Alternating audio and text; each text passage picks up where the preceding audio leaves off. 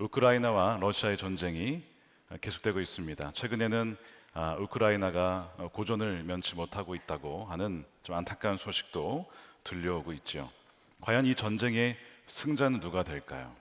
과연 승자는 있는 것일까요? 모두가 패자는 아닐까 하는 생각이 듭니다. 또한 하나님은 누구의 편을 드실까? 아니면 아무의 편도 드시지 않는 것일까? 보통 신앙인들은 생각하기를 내가 하나님을 믿으니까 하나님께서 어떤 전쟁이든 그 전쟁에서 이기게 하실 것이다. 비즈니스 전쟁이든 무슨 전쟁이든 간에요. 이렇게 생각하는데요. 하나님이 우리의 편이라고 생각하는 것과 실제로 그러한지는 같을 수도 있지만 전혀 다를 수도 있습니다.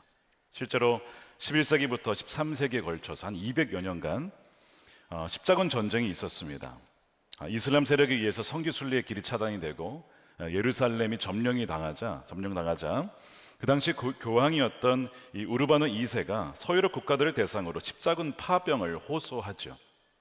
그러면서 교황으로서는 사실상 이슬람과의 전쟁을 통해서 교황의 권위를 더 높이고 그 다음에 분열된 교회를 통합시키려는 정치적인 의도를 가지고 있었습니다. 교황의 연설을 들었던 군중들이 이렇게 외쳤어요. 신이 그것을 원하신다.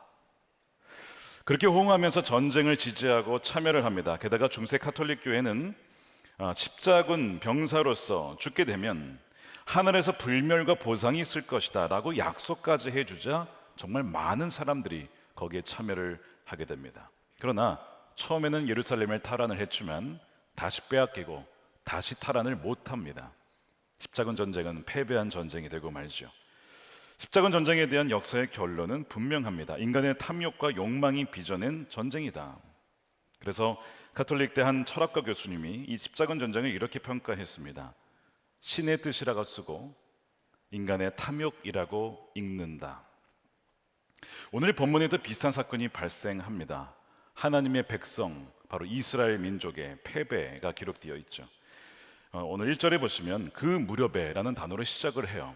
그 무렵은 사람들이 사무엘의 말을 이제 귀담아 듣기 시작했던 때 동시에 여전히 홈니와 비느하스, 그 타락한 제사장들이 여전히 성수에서 일하고 있을 때 바로 그 무렵에 라는 뜻이죠. 바로 그때에 블레셋 군대가 이스라엘 영토를 침범해서 쳐들어오게 됩니다. 이 블레셋들은, 이 민족은 남서부 지역에 있었던 해안 민족입니다. 그래서 이들은 11세기, 이미 주전 11세기 중반에 철 기술을 가지고 있어서 군사적인 전략적인 우위를 점하고 있었죠. 이들은 늘 비옥한 이 중앙적으로 진출을 원했기 때문에 이스라엘은 해변가로 나가기를 원했고, 그러니까 둘은 늘 부딪힐 수밖에 없었던 지정학적 위치를 갖고 있었습니다. 사사기 시대 읽어보시면 삼손이 블레셋과 싸우죠. 그 다음에 사울도 나중에 다윗도 늘 블레셋 군대와 붙게 됩니다.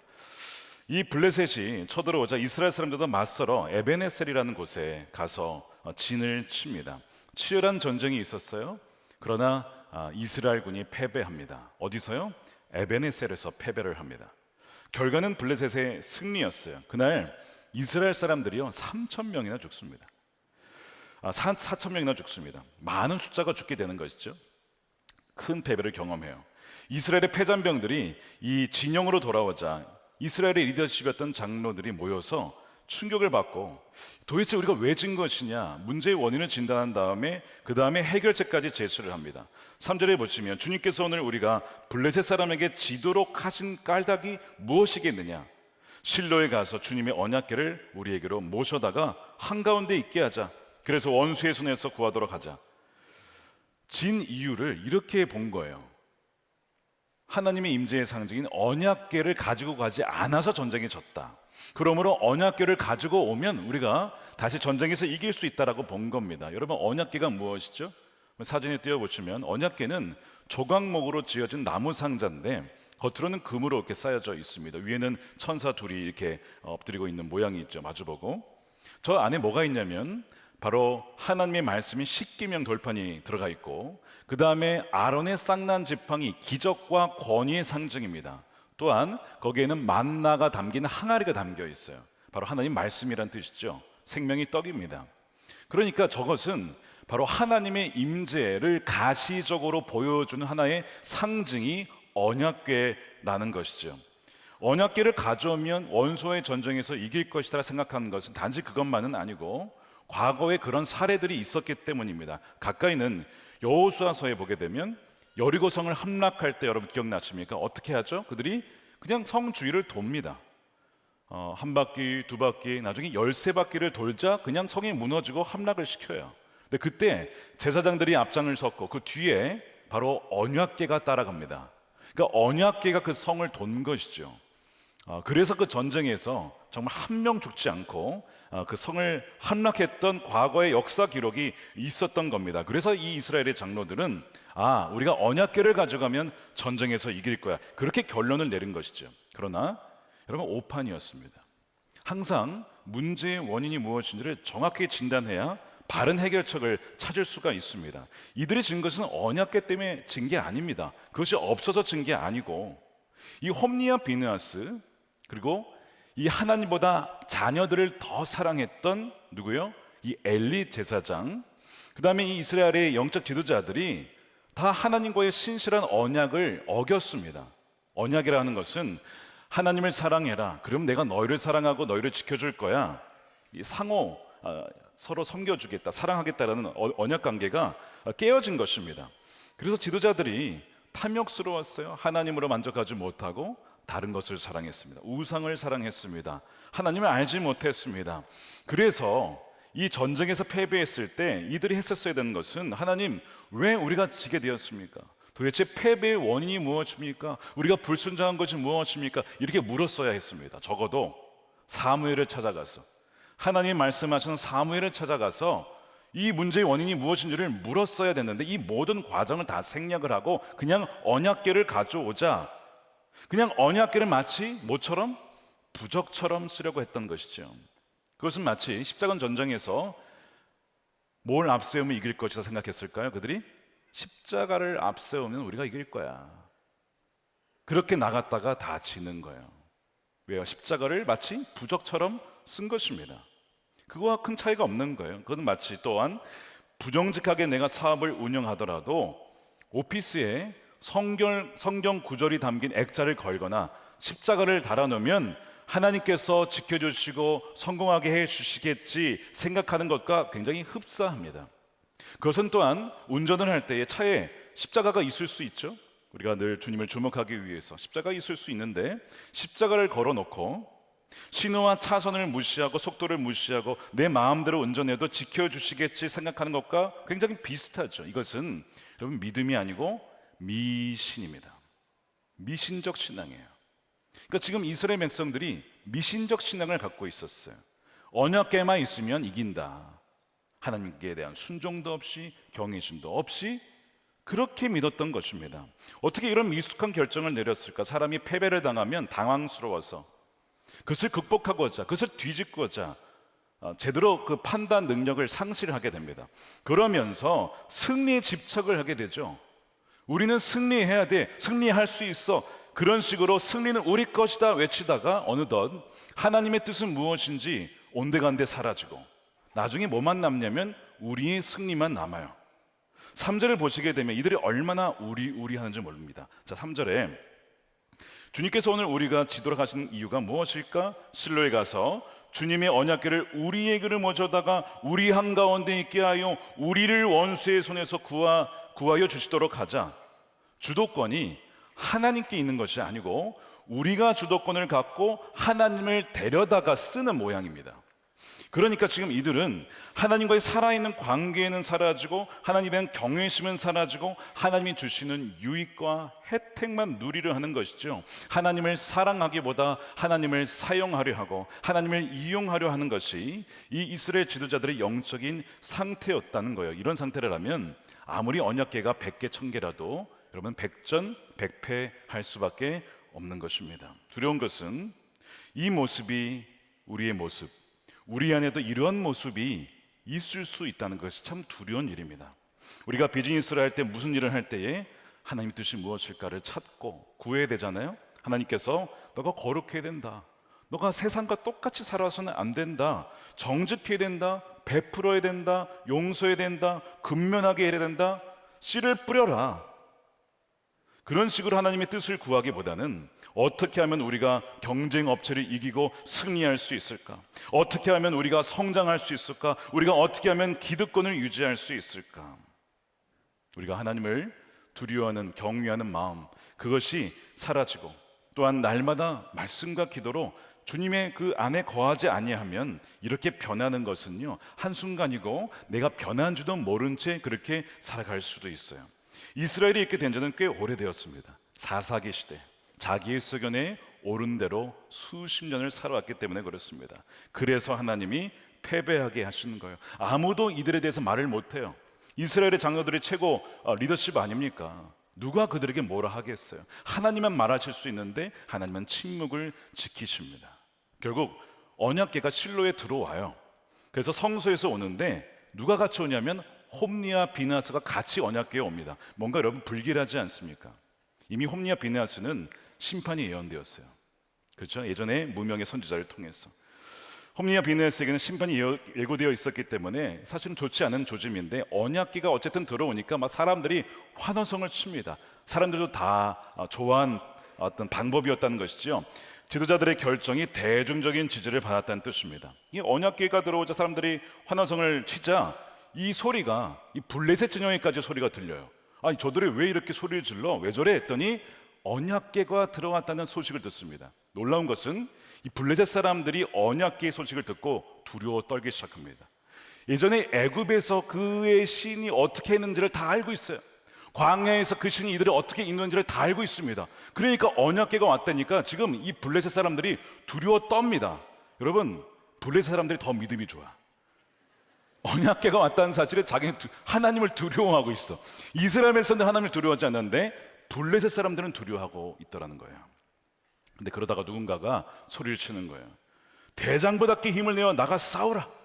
그렇지 않으면 우리가 저들의 종이 될 텐데 어떻게 할 거냐 그랬더니 그렇게 될 수는 없죠. 그러더니 막 싸우자. 갑자기 분위기가 180도 바뀌더니 이스라엘을 공격하러 쫙 다시 갑니다. 싸우는데 어떻게 될 거예요? 이번에 다시 블레셋의 압승이에요. 이때는요, 이스라엘이 무려 보병 3만 명이 죽습니다. 더 충격적인 것, 11절에 하나님의 궤를 빼앗깁니다. 이 모세가 받았던 십계명 잃어버려요. 지팡이 잃어버려요. 그것을 다 빼앗깁니다. 게다가 엘리의 두 아들 홈리와 비느하스도 그 예언대로 이때 전사합니다. 하나님에 대한 경외함 없이 종교의 형식과 껍데기만 남은 상태에서 언약궤를 부적처럼 사용한 미신적 신앙에 채웁니다. 마치 십계명을 그 자체로 그 말씀을 읽고 순종하려 그 말씀을 보는 것이 아니라 마치 그것이 부적처럼 우리가 그냥 성경을 들고만 있으면 뭔가 하나님께서 내게 복을 주시겠지라는 미신적 신앙의 결과가 바로 이 패배였다는 것이죠. 이들은 언약궤를 가져올 것이 아니라 회개했어야 됐습니다. 그 말씀 앞에 엎드렸어야 됩니다. 하나님을 자신의 승리와 성공의 수단으로 이들은 그러나 삼으려 했다는 것. 여러분, 우상 숭배가 무엇입니까? 자신들의 유익을 위해서 하나님을 도구화하는 것. 이것이 우상 숭배의 본질입니다. 이러한 세속적이고도 기복적인 신앙이 이 사사기 시대의 특징이었는데, 불편한 게 무엇이냐면 이 말씀을 묵상할수록 오늘날 이것이 현대교회 또한 우리의 모습과 과연 얼마나 다른가, 그렇습니까? 너무나 흡사한 부분이 있지 않습니까? 세속 도시에서 살아가는 현대인들의 신앙도 하나님과 종교가 단지 세속적인 신앙에서 어떻게 하면 이길 수 있을까? 어떻게 하면 유명해질 수 있을까? 어떻게 하면 내가 승리할 수 있을까? 그래서 그 종교와 그 신앙을 도구화시켜가는 것으로 변질되어 가는 것은 아닌가를 우리는 돌아봐야 돼요. 그래서 지도자들의 탐욕스럽고 세속적인 욕심이 이 수많은 군중들의 이 대중의 기복적 성향과 서로 공모하고 담합을 이룰 때에 하나님의 개개인과 공동체와 교회와 나라와 민족을 향한 하나님의 음성은 음소거가 되어버리고 예수님과의 동행은 중단되며 성령의 역사는 소멸하게 된다는 것이죠. 이와 비슷한 이야기가 있습니다. 예수님의 부모였던 요셉과 마리아가 아들 예수가 자기들과 함께 있는 줄 알고 두고 없는지도 모른 채 하룻길을 쭉 갔다가 나중에 애가 없어진 걸 알았어요. 그래서 다시 예루살렘에 돌아가서 예수를 찾는 장면이 누가복음 2장에 나옵니다. 날들을 마치고 돌아갈 때 아이 예수는 예루살렘에 머무셨더라. 그 부모는 이를 알지 못하고 어떻게 해요? 동행 중에 있는 줄로 생각하고 하룻길을 가요. 애를 두고 그냥 부모만 떠나간 거예요. 왜요? 애가 있는 줄 알았어, 자기네 하고 같이. 여러분, 이런 일이 지금 오늘 이스라엘 백성들에게 벌어진 것이죠. 언약궤를 가져왔으니 전쟁 중에 하나님이 우리와 당연히 함께 하신 줄 알고 전쟁에 나갔다가 3만 명이 죽은 거예요. 비슷한 일이죠. 하나님이 역사하지 않으셨습니다. 여러분, 하나님은 우리가 오라 가라 명하실 수 있는 분이 아닙니다. 하나님이 우리에게 명하시는 분이시죠. 주님이 주인이십니다. 오늘 우리 이 말씀을 하나님의 음성으로, 경고의 음성으로 들어야 돼요. 이 패배와 아픔을 교훈으로 반면교사로 삼을 수 있어야 합니다. 이 충격적인 패배의 소식을 어떤 그 베냐민 지파의 한 사람이 살아남아서 뛰어왔는데 이 띠끌을 뒤집어 쓴 채 실로로 달려옵니다. 백성들이 그로부터 소식을 들어야 전쟁에서 졌습니다. 사람들이 울기 시작해요. 이 엘리가 그 당시에 이제 기다리고 있었어요. 걱정하면서. 뭘 걱정했냐면 언약궤를 혹시 빼앗기지 않을까. 그래도 그 책임감이 나름 있었던 것이죠. 그런데 사람들이 우니까 이게 무슨 소리냐. 그제서야 전령으로부터 이 비극적인 소식을 듣습니다. 전쟁에서 지고 죽은 사람이 많고 자기 두 아들이 죽었고 그 다음에 언약궤까지 빼앗겼다는 충격적인 이 비극적인 뉴스를 듣자마자 그가 의자에 앉아 있었는데 98세였습니다. 몸이 비둔했다라고 했어요. 뒤로 충격으로 넘어졌는데 목이 부러져서 그 자리에서 죽고 맙니다. 40년 사사로서의 통치가 끝나게 돼요. 비극적으로 끝납니다. 이뿐만 아니라 엘리의 며느리이자 비느하스의 아내가 그 당시 임신 중이었는데 시아버지가 죽습니다. 남편이 죽었습니다. 그 충격에 이 진통이 와서 이제 아들을 낳았어요. 그 사람들이 아들 낳았으니 걱정하지 말라고 위로하지만 전혀 위로가 되지 않습니다. 그러면서 죽어가면서 아이의 이름을 이렇게 지었어요. 이가봇이다. 21절입니다. 그 아이의 이름을 이가봇이라고 지어주며 이스라엘에서 영광이 떠났다는 말만을 남겼다. 하나님의 궤를 빼앗긴 데다가 시아버지 남편도 죽었기 때문이다. 이가봇에서 이 카봇이라고 하는 것은 영광이라는 뜻입니다. 근데 앞에 접두사 이를 해석할 때 없이라고 해석하면 영광이 없다는 뜻이고 의문형으로 해석을 하면 영광이 어디에 있느냐, 비슷한 의미예요.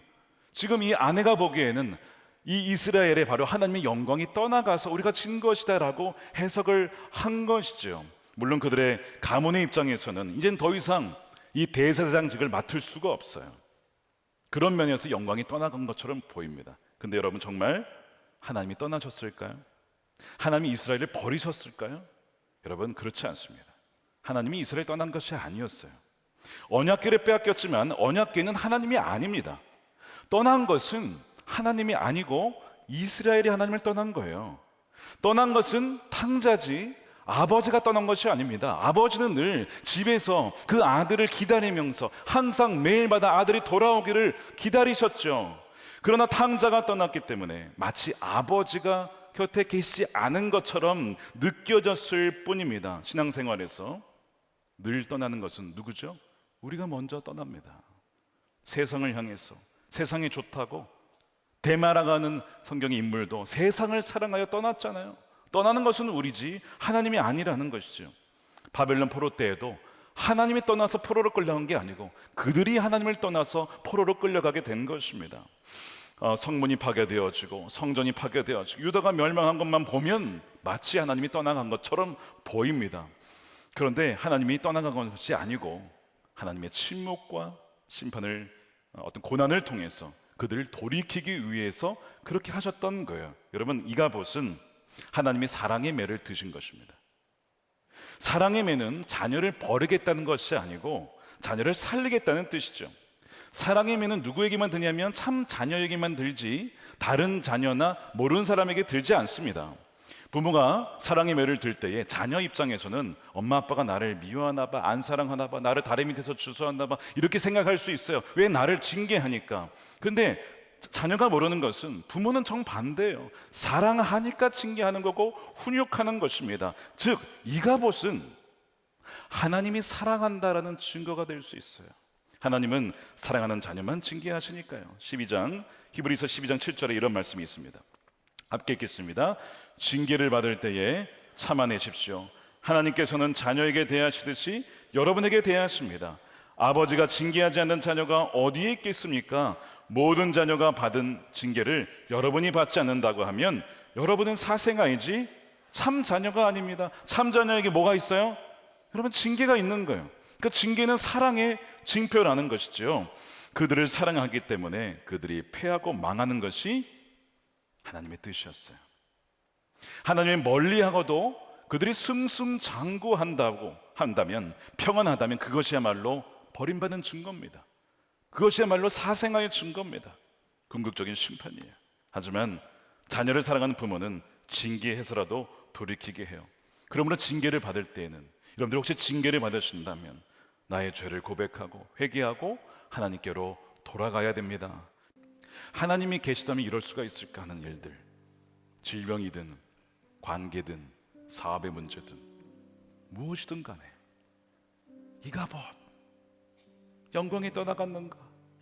하나님이 나를 버리셨는가? 그때마다 우리는 회개해야 돼요. 주님, 혹시 내가 정말 신앙을 마치 부적처럼, 믿음이라고 하자면 미신적인 신앙을 갖고 있지는 않습니까? 주도권이 하나님께 있는 것이 아니라 내가 하나님을 이렇게 막 이용하고 하나님을 뒤흔들려고 한 것은 아니었는가?